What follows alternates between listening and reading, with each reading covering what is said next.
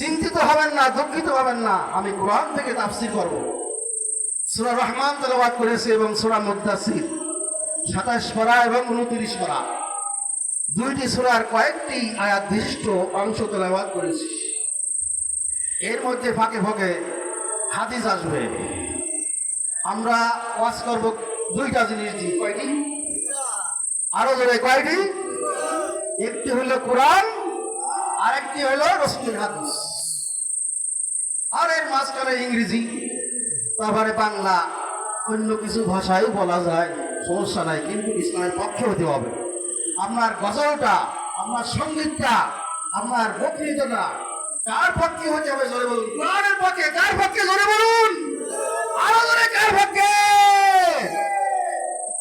এই কোরআনের বিরোধিতা যারা করবে, এই কোরআনের আলোকে আলোকিত যারা না হবে, তারা বেঈমান হয়ে মারা যাবে। তা আপনি যেই দলই করেন না কেন।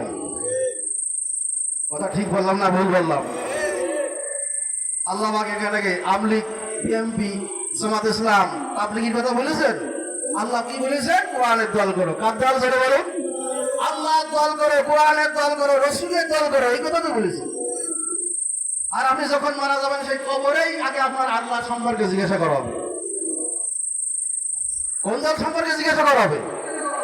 কোরআনের দল সম্পর্কে জিজ্ঞাসা করা হবে।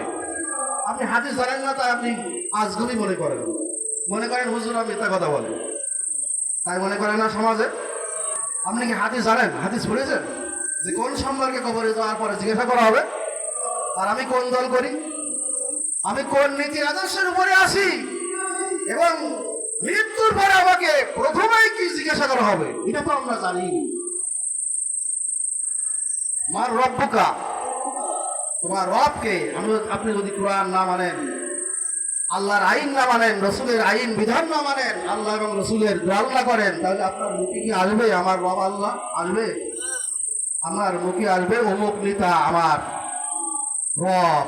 জোরে বলুন নাউযুবিল্লাহ। যেরকম ইহুদি, বৌদ্ধ, খ্রিস্টানরা এরা জবাব দেবে, আমাদের দেব দেবী হলো আমাদের বড় খোদা। নাউযুবিল্লাহ। হায় হায়, কি অবস্থা, কি অবস্থা বিরাজমান করবে সেই দিন। আমরা কি বুঝতে পেরেছি? আমরা কোনোদিন চিন্তা করে দেখেছি?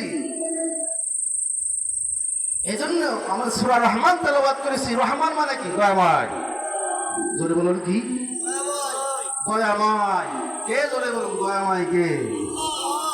আল্লাহ তুমি দয়ার সাগর, রহমানুর রহিম, তোমারই